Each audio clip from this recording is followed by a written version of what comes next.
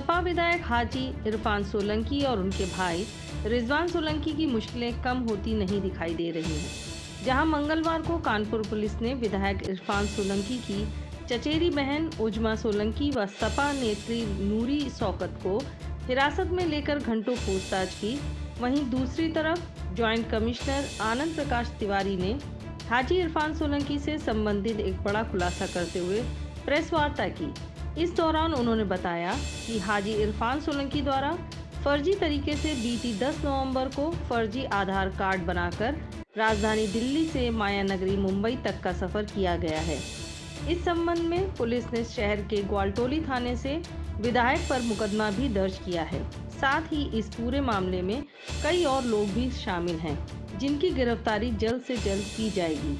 तो वहीं विधायक को ढूंढने के लिए कानपुर, मुंबई और दिल्ली पुलिस लगातार दबिश दे रही है। हालांकि हाजी इरफान सोलंकी अभी कहां हैं, इस मामले को लेकर ज्वाइंट कमिश्नर आनंद प्रकाश तिवारी ने कुछ भी बोलने से इनकार कर दिया है। लेकिन फर्जी तरीके से हवाई सफर करने से कहीं न कहीं अब विधायक सवालों के घेरे में है।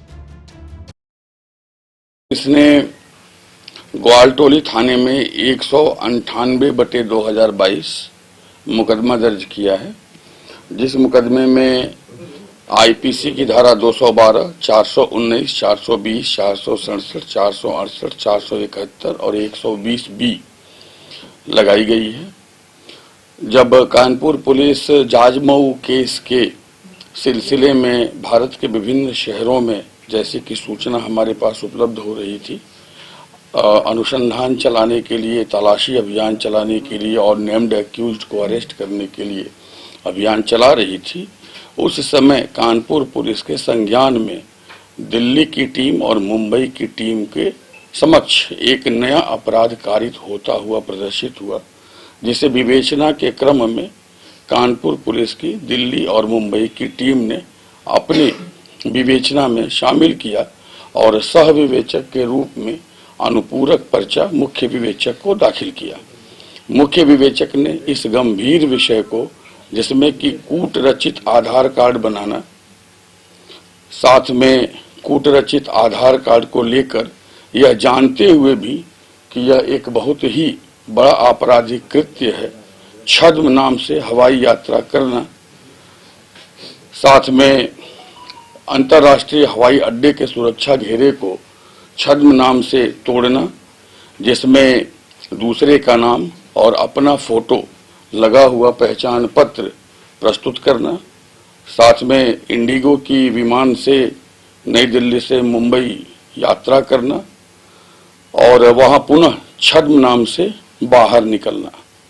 ये चीज जब सामने आई विवेचना के क्रम में, तो हम लोगों ने नियमों के तहत नई दिल्ली अंतर्राष्ट्रीय हवाई अड्डे पर हमने 65B के तहत सीसीटीवी कैमरे के फुटेजेज कलेक्ट किए और हमने पाया कि 11 तारीख को हमारे जाजमऊ केस के अभियुक्त इरफान सोलंकी वहां पे अंदर जाते हुए दिखाई दिए और उस फुटेज को कलेक्ट किया गया।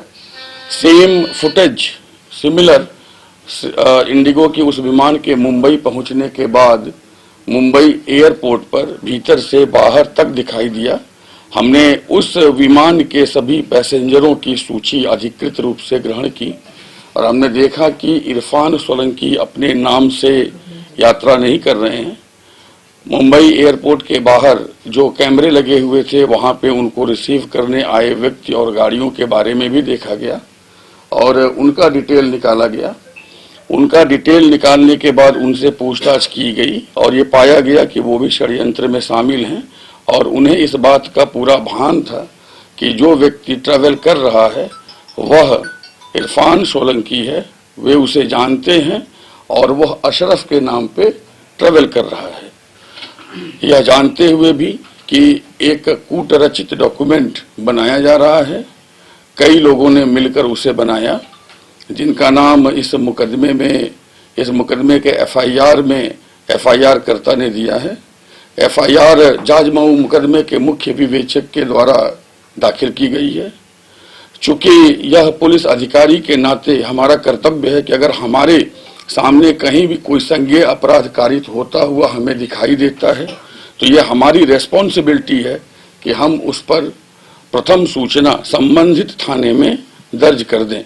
चूंकि इस मुकदमे में अपराध कानपुर नगर से आरंभ होता हुआ मुंबई और दिल्ली तक फैला हुआ है, अतः हमने कानपुर नगर में हमारे मुख्य विवेचक ने इसकी सूचना ग्वाल टोली थाना में दी, जहां से यह अपराध आरंभ होता है। कूट रचना जहां से की गई, अनुसंधान उसके लिए भी जारी है। उस कंप्यूटर को, डेस्कटॉप को, लैपटॉप को, उन सारी चीजों को हम अपने जिम्मे में ले चुके हैं और अनुसंधान के क्रम में कूट रचित डॉक्यूमेंट का हासिल किया जाना बाकी है, क्योंकि कूट रचित डॉक्यूमेंट मुख्य अभियुक्त के पास है और मुख्य अभियुक्त की अभी भी गिरफ्तारी संभव नहीं हो पाई है। हालांकि इस कूट रचना में शामिल और अपराध के कारित किए जाने का भान होते हुए भी अपराध के कारित किए जाने में स्टेज बाय स्टेज इन्वॉल्व जितने भी लोग हैं उन सभी लोगों को लाया गया है, उनसे पूछताछ की जा रही है और उन्हें गिरफ्तार किया जा रहा है। इस विवेचना के क्रम में हम अगले 15 से 20 दिन में विवेचना को पूरा करके हम माननीय न्यायालय के समक्ष प्रस्तुत कर देंगे और हम माननीय न्यायालय को यह भी बताएंगे कि अभियुक्त कानून को कहीं भी किसी भी प्रकार से सपोर्ट करेगा ऐसी कोई उम्मीद नहीं है और इस क्रम में जो 82 और 83 की कार्यवाही है उसको भी हम त्वरित गति से आगे बढ़ाएंगे। ऐसा हमारी विवेचनात्मक कार्यवाही में हमारा अगला स्टेप होगा। सर, उस्मा सोलंकी को पूछताछ के लिए थाने लाया गया है, क्या वो भी इस मुकदमे में? नूरी शौकत को भी लाया गया है। देखिए, इसमें कुछ लोग नेम्ड एक्यूज्ड हैं इस एफआईआर के और ये जो एफआईआर है 198/2022 ग्वाल टोली, उसमें नूरी शौकत इसकी नेम्ड एक्यूज्ड हैं। इसके नेम्ड एक्यूज्ड में अशरफ अली हैं, इशरत हैं, अम्मार इलाही हैं, अनवर मशहूरी हैं, अख्तर मसूरी हैं और अली हैं। ये सारे लोग इसके नेम्ड एक्यूज्ड हैं।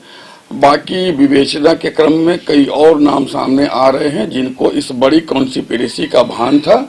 एक जनप्रतिनिधि होते हुए भी कूट रचित डॉक्यूमेंट बनाना और कूट रचित डॉक्यूमेंट के ऊपर ट्रैवल करना, कूट रचित डॉक्यूमेंट बनाने में जिन जिन लोगों ने सहयोग किया उन लोगों को सहयोग के लिए साथ में रखना, उनका सहयोग लेना और अगर हम उन सभी लोगों के पर्सपेक्टिव से देखें तो कूट रचित डॉक्यूमेंट को तैयार करना, उससे लाभ लेना, उस पर हवाई यात्रा करना और पहचान छुपाना, पहचान छुपा करके कानून को सहयोग न करके कानून से दूर भागना, ये सारी चीजें हैं जिसमें हमने इस मामले का संज्ञान लेते हुए 212, 419, 420, 467, 468, 471 और 120B के तहत मुकदमा दर्ज किया है।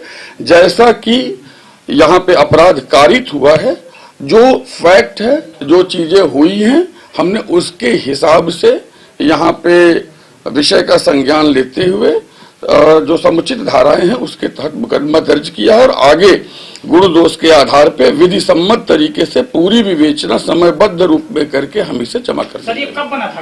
पूर्व सरकार में बना था पासपोर्ट के? अभी इस सरकार में? ये आधार कार्ड अभी बनाया गया है और ये अपराध 11 तारीख को अगर आप कहें तो ये कूट रचित डॉक्यूमेंट 10 तारीख को बनाया गया है और इसी 10 को बनाया गया है। 11 को इसका प्रयोग किया गया है और 12 को इसका प्रयोग किया गया है। विदेश में चले गए लोग, यहाँ के विदेश चले गए। देखिए,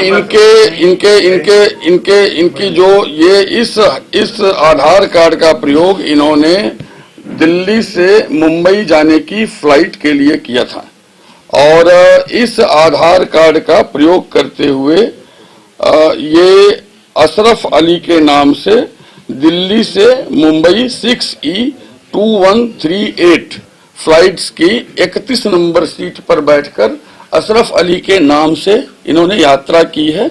इससे संबंधित सभी वीडियो, सभी फोटोग्राफ्स उपलब्ध हैं, मुंबई टर्मिनल के भी, दिल्ली टर्मिनल के भी और यात्रा के दौरान और साथ में हमारे पास पैसेंजर लिस्ट है इस विमान की भी और सभी विमानों की जो विमान दिल्ली से मुंबई को उस दिन गए थे। वो यहाँ है कि बाहर है विदेश में? ऑपरेशनल इशूज को डेलिब्रेट और डिस्कस हम यहाँ नहीं कर सकते। हमारी पुलिस आवश्यक कार्रवाई कर रही है, उसके एक हिस्से को आपके समक्ष उद्घाटित करना आवश्यक था। हमने दिल्ली में भी अभियान चलाया है, हमने मुंबई में भी अभियान चलाया है, हमने लखनऊ में अभियान चलाया है और हमने भारत के कई शहरों में अभियान चलाया है। सर ये मान सकते हैं कि विदेश भी जा सकते हैं? हमने जो है संबंधित विभाग को पारपत्र जो देखने वाला विभाग होता है, वीजा और पासपोर्ट, हमने उनको घटना के तुरंत बाद लिखित सूचना दे दी है और हमने इनका सारा विवरण सभी को शेयर कर रखा है। तो हम ऐसा मानते हैं कि ऐसी संभावनाएं नहीं है, फिर भी हमारा ऑपरेशन इस संदर्भ में चल रहा है और जैसे ही हमें आगे कोई और चीज मिलती है हम आपसे शेयर करेंगे। कानपुर पुलिस से कब शेयर हुई, मुंबई और दिल्ली से?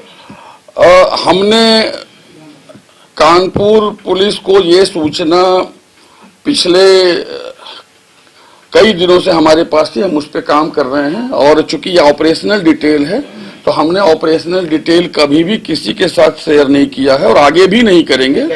लेकिन ये एफआईआर हमने जो है 26 तारीख को 14:05 पर फाइल की है, जब हमारी टीम हैदराबाद, मुंबई, दिल्ली, राजस्थान और कई अन्य राज्यों से लौट कर आई और जब उसने अपने अनुपूरक पर्चे मुख्य विवेचक को दिए और जब मुख्य विवेचक ने उन पर्चों को पढ़ा और उसे मुख्य विवेचना में शामिल किया तो उन पर्चों के आधार पर इतने गंभीर अपराध को सामने देखा गया और इतने बड़े अपराध को हमें पुलिस अधिकारी होने के नाते मुख्य विवेचक ने अपना कर्तव्य निभाया और ग्वालटोली थाना जहां से अपराध शुरू होता है वहां पे जाकर उन्होंने अपनी प्रथम सूचना दर्ज की।